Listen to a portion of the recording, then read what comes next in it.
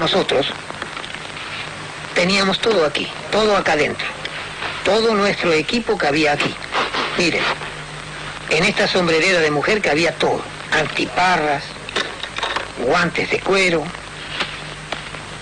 remera y casco. Todo acá. ¿Vieron?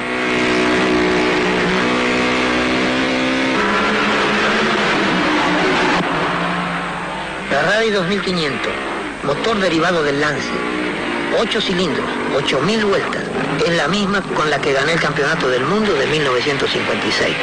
En ese tiempo ya había muchas técnicas nuevas, motor portante si bien anterior, tanques laterales, cambio muy cerca del volante, óptima posición de manejo, pero este coche tenía otra historia importante.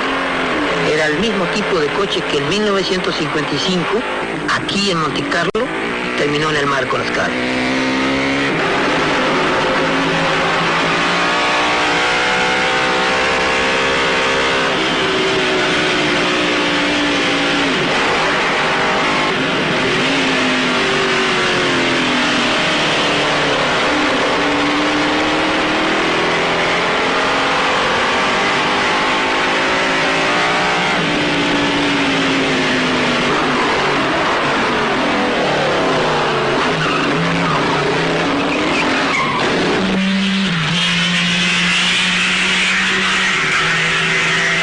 Cuando un coche anda bien y el motor suena armoniosamente, el ruido se transforma en música.